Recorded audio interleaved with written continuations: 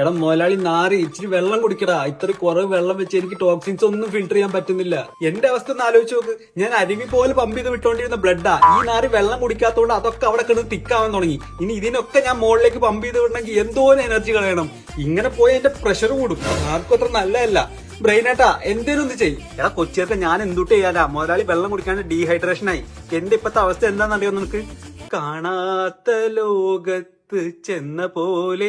എനിക്ക് ആകെ കൺഫ്യൂഷൻ ആവുക. എന്റെ ബുദ്ധി ഒന്നും ശരിക്കും വർക്ക് ആവുന്നില്ല. ആകെ സ്ലോ ആണ്. ആരോട് പറയാം? കുഞ്ചപ്പാടം പോലെ എന്നെ നീ സഹാറ മരുഭൂമി പോലെ ആക്കിയിടാ. ഞാൻ ഡ്രൈ ആയടാ. ഇങ്ങനെ പോയാൽ ഞാൻ വേഗം ചുക്കി ചൂഞ്ഞ് ഏജ് തോന്നിക്കും. സോറിയാസിസ് പോലും വരാൻ ചാൻസ് ഉണ്ട്. വെള്ളം കുടിക്കണം നാറി. ഗായ്സ് ഞാൻ എന്തായാലും പണി മുടക്കാൻ തീരുമാനിച്ചു. ഇനി വെള്ളം കിട്ടിയില്ലെങ്കിൽ ആ ഗ്യാസിന്റെയും കോൺസ്റ്റിപ്പേഷന്റെയും പാക്കേജ് കൂടെ ഞാനങ്ങ് എടുത്തെടുത്തു. ബ്ലാഡ്റൂട്ടാ എന്താ നിന്റെ തീരുമാനം? ഹബീബി ഡാർക്ക് യെല്ലോ യൂറിൻ, മൂത്രച്ചൂട്, ഇൻഫെക്ഷൻ. ഞാൻ ഓൾറെഡി സെറ്റ് ആണ് സ്റ്റോമക്കേട്ടാ.